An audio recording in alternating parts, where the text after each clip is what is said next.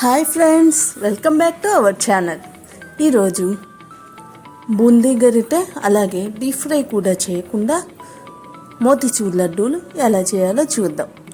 Video start చేయడానికన్నా ముందు మీలో ఎవరైనా మొదటిసారిగా మన వీడియో చూస్తున్నట్లయితే లైక్ చేయండి, మీ ఫ్రెండ్స్కి షేర్ చేయండి, అలాగే సబ్స్క్రైబ్ చేయడం మర్చిపోకండి.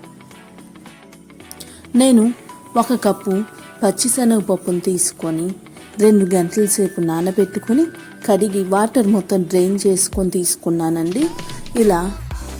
ఇలా తీసుకున్న పచ్చిశనగపప్పుని ఒక మిక్సీ జార్లో వేసుకొని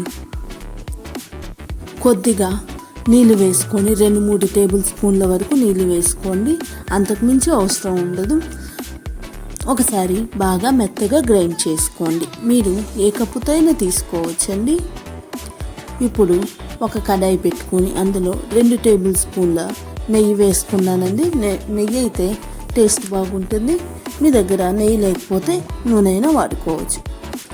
ఇప్పుడు ఇందులో మనం ముందుగా గ్రైండ్ చేసుకున్నాం కదండి పచ్చిశనగపప్పుని, ఆ పచ్చిశనగపప్పుని వేసుకొని లో ఫ్లేమ్లో అండి, గుర్తుపెట్టుకోండి, హై ఫ్లేమ్లో పెట్టకండి, మాడిపోతుంది. లో ఫ్లేమ్లో ఇలా తిప్పుకుంటూ ఫ్రై చేసుకోవాలండి. ఇది పూర్తిగా ఫ్రై అవ్వడానికి 10 నుండి 15 నిమిషాల వరకు టైం పడుతుంది. ఇలా ఫ్రై అయిన తరువాత చూడండి, కొద్దిసేపటికి చక్కగా పొడి పొడిలాడుతూ వస్తుంది. ముందు ముద్దగానే ఉంటుంది కానీ తర్వాత ఇలా పొడి పొడిలాడుతూ వస్తుంది. ఇలా పొడి పొడిలాడుతూ వచ్చిన తర్వాత స్టవ్ ఆఫ్ చేసేసుకొని దీన్ని మొత్తాన్ని ఒక మిక్సీ జార్లో వేసుకొని లైట్గా గ్రైండ్ చేసుకుంది. ఒకసారి ఆన్ చేసి ఆఫ్ చేస్తే సరిపోతుంది. ఇప్పుడు ఒక ప్యాన్ పెట్టుకొని అందులో 1 కప్పు పంచదార వేసుకుంటున్నానండి. నేను ఏ కప్పుతో అయితే పచ్చిశనగపప్పును తీసుకున్నానో అదే కప్పుతో కప్పు పంచదార వేసుకున్నానండి. ఇందులో 1/2 కప్పు నీళ్ళు వేసుకొని పంచదార బాగా కరిగేంత వరకు కరిగించుకోవాలి. ఇది చూడండి, మన గులాబ్ జామ్ పాకంలాగా జస్ట్ స్టిక్కీగా ఉంటే చాలు. ఇలా వేలి కంటితే చాలు, అలా సరిపోతుంది. ఇప్పుడు ఇందులో మనం ముందుగా రెడీ చేసుకున్న బూందీ మిక్స్చర్ మొత్తాన్ని వేసుకొని బాగా కలుపుకోండి.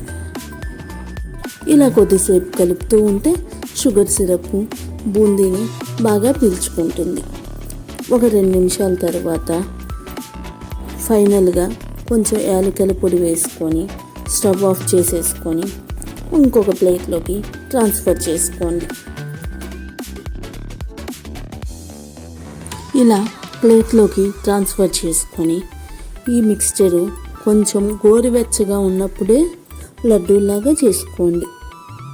చేతికి లైట్గా ఆయిల్ అప్లై చేసుకొని లడ్డూలాగా చేసుకోవాలండి. అంతేనండి, చాలా ఈజీగా చేసుకోవచ్చు, అలాగే త్వరగా కూడా అయిపోతుంది. పిల్లలైతే చాలా ఇష్టంగా తింటారు. మీకు ఈ వీడియో నచ్చితే లైక్ చేసి షేర్ చేసి మా ఛానల్ని సపోర్ట్ చేయండి. Thank you for watching.